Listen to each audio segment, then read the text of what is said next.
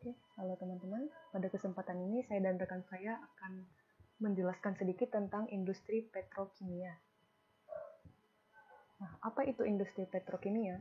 Industri petrokimia adalah industri yang menghasilkan produk-produk industri kimia organik yang merupakan bahan baku industri polimer dengan bahan baku dasarnya itu berasal dari pengolahan minyak dan gas bumi atau gas alam, produk pencairan batu bara, bahkan sekarang sedang dikembangkan oleokimia berbasis biomasa.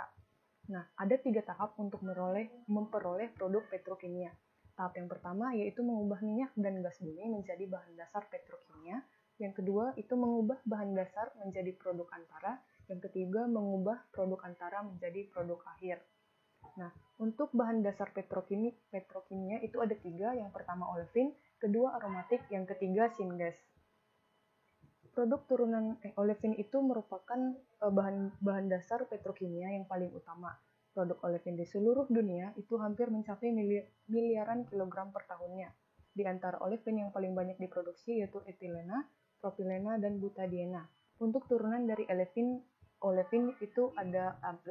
Yang pertama polietilena, yang kedua PVC, yang ketiga etanol, yang keempat ada etilena glikol atau glikol. Yang kedua itu aromatik.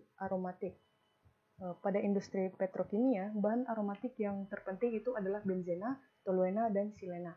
Untuk produk turunan dari aromatik itu ada stirena, kumena, sikloheksana, bahan peledak, dan asam terephthala. Nah, kemudian untuk produk dari syngas itu ada amonia, urea, metanol, dan formaldehida. Syngas itu merupakan campuran dari karbon monoksida dan hidrogen. Nah, kemudian untuk bahan baku utama dari petrokimia itu ada minyak, gas bumi, dan batu bara. Nah, minyak bumi itu ditemukan bersama-sama dengan gas alam. Minyak bumi yang telah dilepaskan dari gas alam itu disebut dengan minyak mentah atau crude oil. Minyak mentah itu dibedakan menjadi 2. Yang pertama minyak mentah ringan atau light crude oil dan minyak mentah berat atau heavy crude oil. Minyak mentah ringan yang mengandung yaitu minyak mentah yang mengandung kadar logam dan belerang rendah, berwarna terang dan bersifat encer. Yang kemudian untuk minyak mentah berat itu mengandung kadar logam dan belerang yang lebih tinggi, memiliki viskositas yang lebih tinggi sehingga harus dipanaskan supaya dia dapat diolah kembali. Nah, kemudian untuk komposisi dalam minyak bumi itu ada alkana, hidrokarbon, sikloalkana, belerang, nitrogen, oksigen, karbon dioksida, dan hidrogen sulfida. Nah, ini merupakan proses umum dalam pengolahan minyak bumi. Ini biasanya disebut dengan destilasi bertingkat. Dalam proses destilasi bertingkat ini, minyak mentah tidak dapat dipisahkan menjadi komponen-komponen murni, melainkan tidak dipisahkan ke dalam fraksi-fraksinya. Dikelompokkan menurut kisaran titik didih tertentu. Hal ini dikarenakan jenis komponen hidrokarbon begitu banyak dan isomer hidrokarbon mempunyai titik didih yang berdekatan. Nah, untuk proses destilasi bertingkat ini, yang pertama yaitu minyak mentah dipanaskan dalam boiler, kemudian menggunakan uap air bertekanan tinggi sampai suhunya minus 600 derajat Celcius. Uap minyak mentah yang dihasilkan kemudian dialirkan ke bagian bawah menara atau tanur destilasi. Nah, kemudian dalam menara destilasi, uap minyak mentah bergerak ke atas melewati plat-plat atau tray. Nah, setiap platnya itu memiliki banyak lubang yang dilengkapi dengan tutup gelembung atau bubble cap yang memungkinkan uapnya itu untuk lewat. Nah, kemudian dalam pergerakannya, uap minyak mentah akan menjadi dingin. Sebagian uap akan mencapai ketinggian di mana uap tersebut akan terkondensasi membentuk zat cair. Zat cair yang diperoleh dalam suatu kisaran suhu tertentu itu disebut dengan fraksi. Kemudian, fraksi yang mengandung senyawa-senyawa dengan titik didih tinggi akan terkondensasi di bagian bawah menara destilasi. Sedangkan fraksi senyawa-senyawa dengan titik didih rendah akan terkondensasi di bagian atas menaranya. Nah, sebagian fraksi dari menara destilasi selanjutnya dialirkan ke bagian kilang minyak lainnya untuk proses konversi.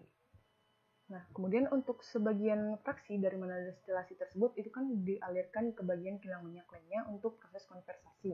Nah, untuk proses konversasinya itu ada 5 tahap. Yang pertama pertama itu proses primer. Nah, minyak bumi atau minyak mentah sebelum masuk ke dalam kolom fraksinasi atau kolom pemisah itu terlebih dahulu dipanaskan dalam aliran pipa atau furnace sampai dengan suhu kurang lebih 350 derajat Celcius.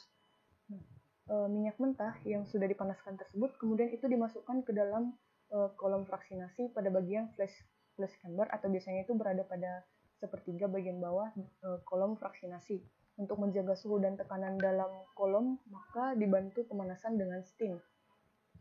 Karena perbedaan titik didih setiap komponen hidrokarbon, maka komponen-komponen tersebut itu akan terpisah dengan sendirinya, di mana hidrokarbon ringan akan berada di bagian atas kolom diikuti dengan fraksi yang lebih berat di bawahnya. Nah, kemudian pada tray, komponen itu akan terkumpul sesuai fraksinya masing-masing. Pada setiap tingkatan atau fraksi yang terkumpul, kemudian itu ditumpahkan keluar, didinginkan dalam bak pendingin, lalu ditampung dalam tangki. Kemudian produk ini itu belum bisa langsung dipakai karena masih harus ditambahkan zat penambah. Nah, kemudian pada proses sekunder, teknologi yang banyak digunakan itu adalah dengan cara menggunakan cracking atau perengkahan atau pemutusan terhadap hidrokarbon rantai panjang menjadi hidrokarbon rantai pendek. Nah, proses perengkahan ini ada dua cara, yaitu dengan menggunakan katalis atau itu sering disebut dengan catalytic cracking, dan kemudian yang kedua tanpa menggunakan katalis atau dengan cara pemanasan tinggi menggunakan suhu di atas 350 derajat Celcius atau sering disebut dengan thermal cracking. Nah, kemudian tahap yang ketiga itu proses polimerisasi. Pada polimerisasi itu adalah proses penggabungan molekul-molekul kecil menjadi molekul yang lebih besar dengan mempertahankan bentuk dan susunan atom dalam molekul dasarnya. Tahap selanjutnya yaitu proses pemurnian. Treating atau yaitu pemurnian produk hasil pengolahan untuk menghilangkan senyawa-senyawa yang tidak diinginkan seperti sulfur, merkaptan, nitrogen, dan lain-lain. Nah, untuk proses pemurnian itu yang pertama itu ada caustic treating, yaitu untuk memperbaiki kualitas dari fraksi nafta, heavy removement, dan tops reformed agar produk memenuhi spesifikasi yang diinginkan. Yang kedua itu ada doctor treating, itu untuk merubah senyawa merkaptan sulfur menjadi disulfida untuk menggunakan sulfur dalam larutan doctro.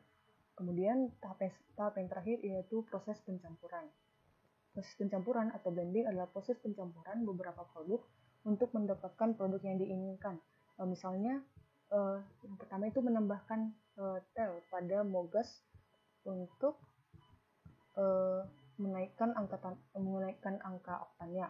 Yang kedua misalnya penambahan kerosin yang smoke point-nya itu 12 atau di bawah spesifikasi, kemudian dicampurkan dengan kerosin yang smoke point-nya itu 25 untuk mendapatkan kerosin yang smoke point-nya itu 17.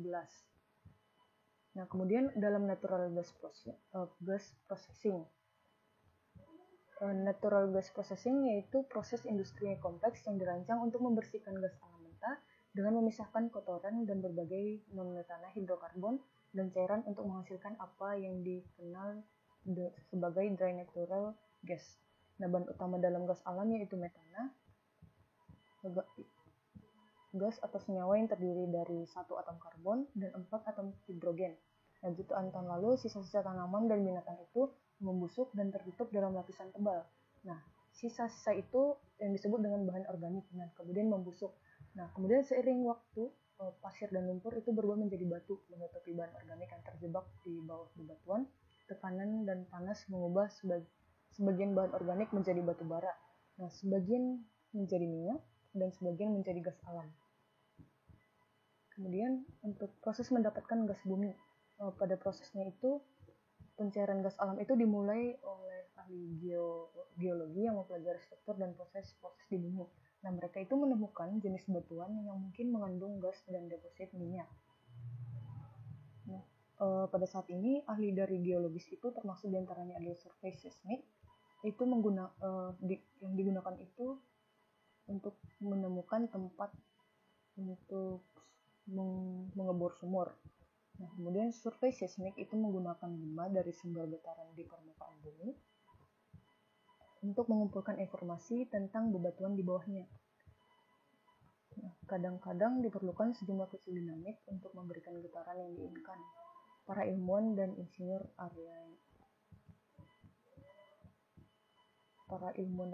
mengeksploitasi area yang dipilih dengan mempelajari sampel bebatuan dari bumi dan melakukan pengukuran. Nah, jika itu tampak menjanjikan, kemudian pengeborannya dimulai.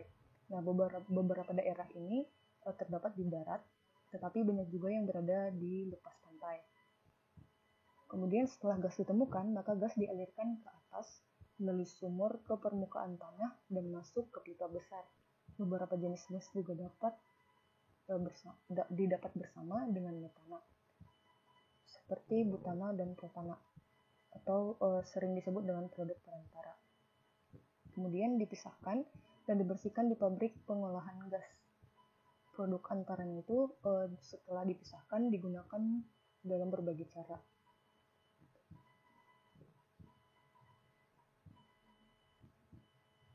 Nah, kemudian ini merupakan diagram alur proses pengolahan gas. Nah, aplikasi dalam gas alam. Untuk pengaplikasiannya sendiri itu yang pertama itu bahan bakar itu digunakan untuk industrial heating dan proses pengeringan. Yang kedua digunakan sebagai untuk pengoperasian pembangkit listrik dan industri. Yang ketiga sebagai bahan bakar rumah tangga. Yang keempat bahan bakar untuk kendaraan ramah lingkungan atau gas alam cair. Nah, yang kelima itu bahan baku itu digunakan untuk sintesis kimia. Yang keenam bahan baku untuk produksi skala besar. Nah, ya untuk produksi skala besar ini misalnya itu gas to liquid atau sering disingkat dengan GTL. Nah, prosesnya itu misalnya untuk menghasilkan sulfur dan aromatik dengan emisi pembakaran yang rendah. Oke, untuk selanjutnya akan dijelaskan oleh rekan saya. Ini adalah diagram proses LNG bahan berskala besar di mana bahan baku gas alam dari ladang dilewatkan melalui knockout drum untuk memisahkan kondensat cair sebelum memasuki kilang LNG. Karbon dioksida dipisahkan oleh penyerapan kimia dengan amina proses, pemisahan air dengan molekular sieve. Propana butana dan kondensat dipisahkan dari tip LNG dalam kolom fraksinasi. Pendinginan LNG dilakukan dengan propana refrigeration.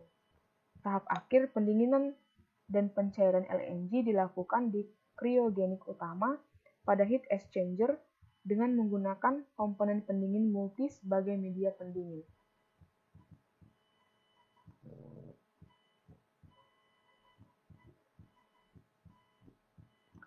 Proses pengolahan batu bara.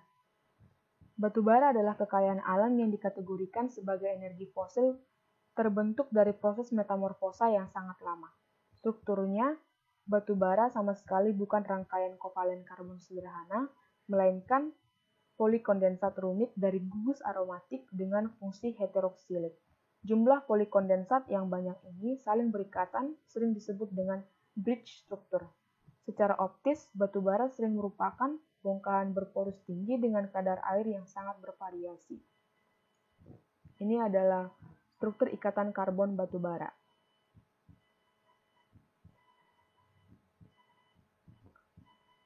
Proses pengolahan batu bara sudah dikenal sejak seabad yang lalu, diantaranya gasifikasi atau coal gasification. Secara sederhana, gasifikasi adalah proses konversi materi organik, batu bara, biomas, atau natural gas. Biasanya padat menjadi CO dan H2 dengan bantuan air dengan oksigen pada tekanan atmosfer atau tinggi. Rumus sederhananya yaitu coal ditambah H2O ditambah O2 A aksen H2 ditambah CO.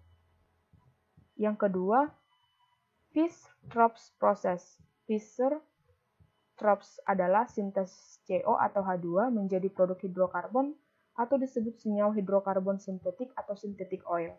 Synthetic oil hanya digunakan sebagai bahan bakar mesin industri atau transportasi kebutuhan produk pelumas atau lubricating oil, di mana 2N ditambah 1 dikali H2 ditambah NCO menghasilkan CNH2N ditambah 2 ditambah NH2O. Yang ketiga, hidrogenasi atau hydrogenation. Hidrogenasi adalah proses reaksi batu bara dengan gas hidrogen bertekanan tinggi. Reaksi ini diatur sedemikian rupa, atau kondisi reaksi, katalisator, dan kriteria bahan baku, agar dihasilkan senyawa hidrokarbon sesuai yang diinginkan dengan spesifikasi mendekati minyak mentah. Sejalan perkembangannya, hidrogenasi batu bara menjadi proses alternatif untuk mengolah batu bara menjadi bahan bakar cair, mengganti produk minyak bumi. Proses ini dikenal dengan nama Bergius Process, disebut juga proses pencairan batu bara atau coal liquefaction. Yang keempat, pencairan batu bara atau coal liquefaction. Pencairan batu bara adalah terminologi yang dipakai secara umum mencakup pemrosesan batu bara menjadi BBM sintetik atau synthetic fuel. Pendekatan yang mungkin dilakukan untuk proses ini adalah pirolisis, pencairan batu bara secara langsung atau direct coal liquefaction atau DCL, ataupun melalui gasifikasi terlebih dahulu atau indirect coal liquefaction atau ICL. Secara intuitif, aspek yang penting dalam pengolahan batu bara menjadi bahan bakar minyak sintetik adalah efisiensi proses yang mencakup keseimbangan energi dan massa, nilai investasi, kemudahan apakah prosesnya ramah lingkungan sehubungan dengan emisi gas buang, karena ini akan mempengaruhi nilai intensif menyangkut tema tentang lingkungan. Dan yang terakhir, yaitu pencairan batu bara metode langsung atau DCL. Pencairan batu bara metode langsung atau dikenal dengan direct coal liquefaction atau DCL dikembangkan cukup banyak oleh negara Jerman dalam menyediakan bahan bakar pesawat terbang. Proses ini dikenal dengan Bergius Process.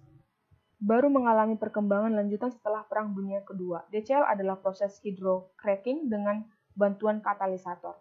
Prinsip dasar dari DCL adalah mengintroduksian gas hidrogen ke dalam struktur batu bara agar rasio perbandingan antara CH menjadi kecil sehingga terbentuk senyawa-senyawa hidrokarbon rantai pendek berbentuk cair. Proses ini telah mencapai rasio konversi 70% batu bara atau berat kering menjadi sintetik cair. Ini adalah gambar proses pencairan batu bara mudah rendah emisi, di mana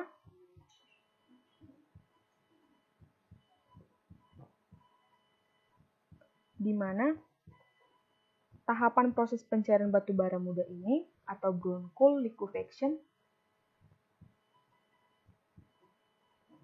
1. Pengeringan atau penurunan kadar air secara efisien, 2. Reaksi pencairan dengan limonit katalisator, 3. Tahap hidrogenasi untuk menghasilkan produk oil mentah, 4. Dashing coal liquid bottom atau heavy oil atau CLB, dan yang terakhir fraksinasi atau pemurnian light oil atau desulfurisasi, pemurnian gas atau distilasi produk. Karakteristik masa depan efisiensi energi yaitu 1. Penggunaan energi dioptimasi secara keseluruhan dalam proses refinery. 2. Efisiensi energi dan pengendalian proses terintegrasi. 3. Fouling dalam HE dihilangkan, menempatkan HE yang inovatif atau semuanya helix, vertikal, dan tidak ada baffle. Penggunaan kogenerasi dalam industri kilang minyak dioptimalkan. Industri kilang minyak adalah sebagai produsen daya. Penggunaan proses yang memerlukan energi yang sangat intensif, destilasi furnace, dikurangi. Sumber-sumber heat loss atau seperti di dalam pipa dapat mudah diidentifikasi melalui monitor.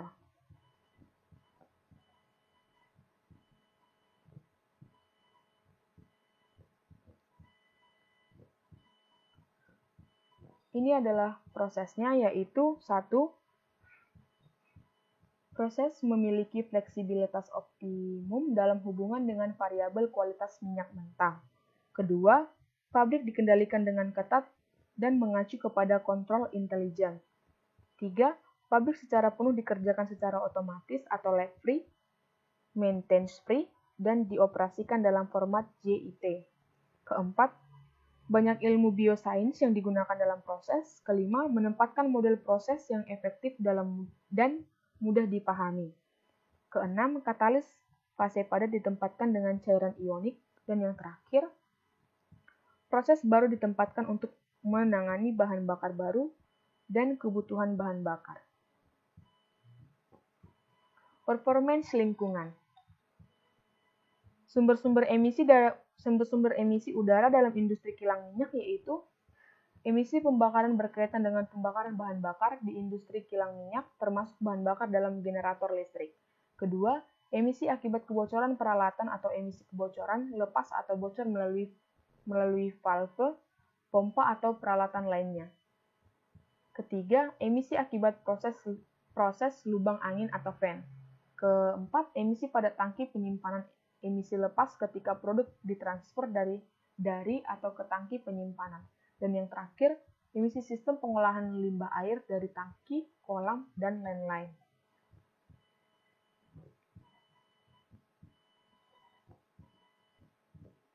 Ini adalah beberapa potensi polutan pengolahan minyak dan gas bumi.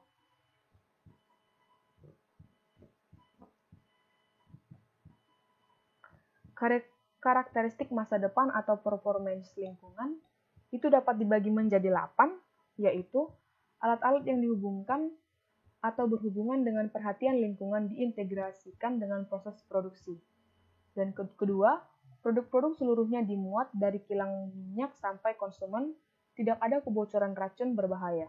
Ketiga, mengurangi dampak lingkungan pada masyarakat atau bekerja dengan zero emission atau tanpa emisi.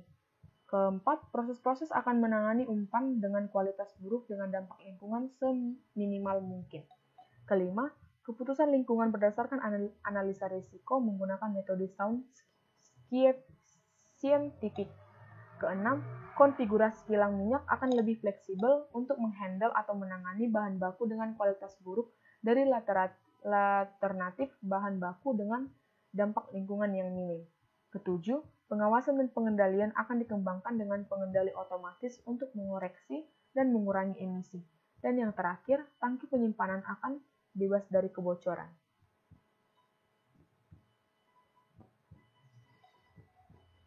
Produk industri petrokimia berdasarkan proses pembentukannya dan pemanfaatannya dapat dibagi atas 4 jenis, yaitu produk dasar yang termasuk produk dasar petrokimia antara lain gas CO dan H2 sintetik, etilena, propilena, butadiena, BTX, dan N-parafin.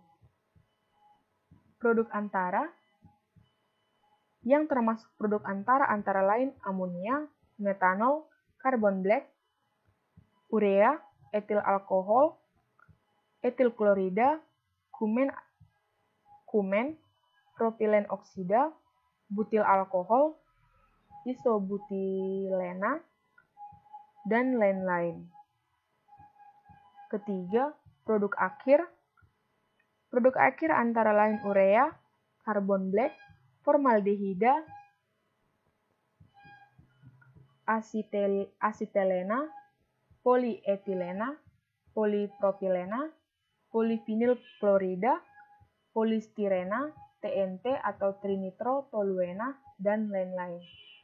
Dan yang terakhir, produk jadi pada umumnya berupa barang-barang atau bahan-bahan yang dalam kehidupan kita sehari-hari banyak dipakai di rumah tangga seperti plastik-plastik untuk produk elektronik dan telekomunikasi, plastik-plastik untuk rumah tangga atau ember plastik, kantong atau karung plastik, dan lain-lain.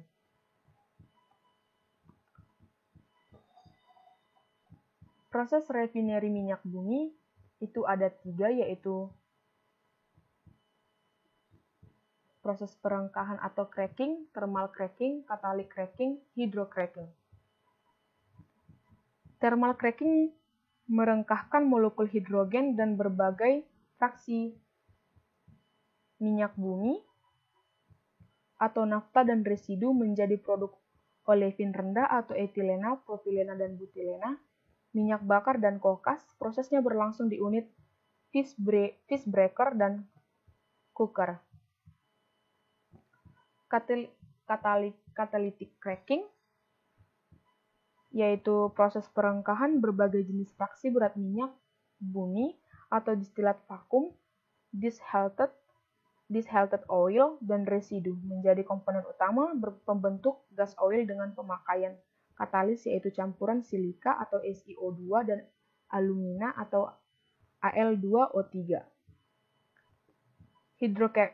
Hydrocracking merupakan proses gabungan antara perengkahan dengan hidrogenasi yaitu merengkah berbagai jenis bahan bakar minyak atau distilat vakum, distilled oil, dan residu menjadi berbagai jenis komponen bahan bakar minyak atau bensin, kerosin, dan solar. Proses pembentukan kembali yaitu reforming dan isomer thermal reforming, catalytic reforming, proses hidroisomerisasi, di mana catalytic reforming mengkonversi umpan nafta berat atau HIPI nafta menjadi komponen gasolin atau reformat dan hidrokarbon aromatik rendah atau benzena, toluena, dan silena dengan bantuan katalis.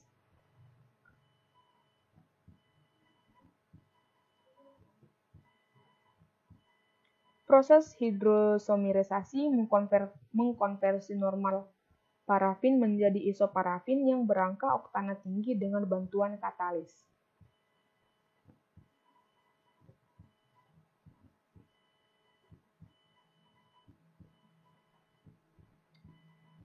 Proses yang ketiga yaitu proses polimerisasi dan alkilasi. Proses alkilasi yaitu penggabungan beberapa molekul kecil menjadi molekul yang lebih besar.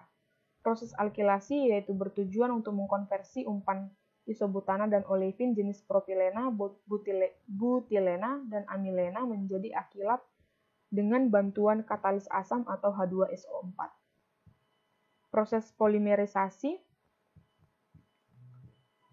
mengkonversi umpan olefin jenis propilena, butilena, dan amilena menjadi produk bensin polimer dengan bantuan katalis asam H3PO4.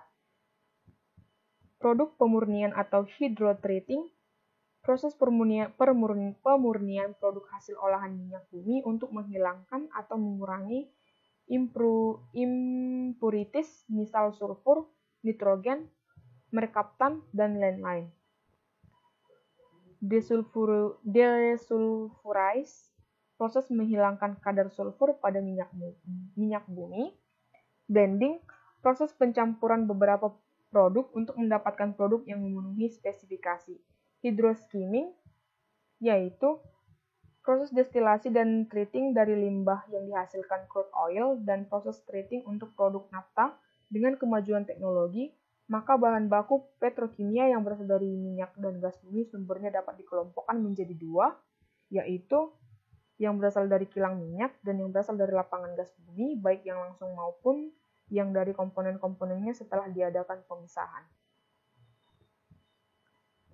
Sekian dari presentasi yang dapat kami sampaikan. Jika ada kesalahan kata, kami mohon maaf dan terima kasih.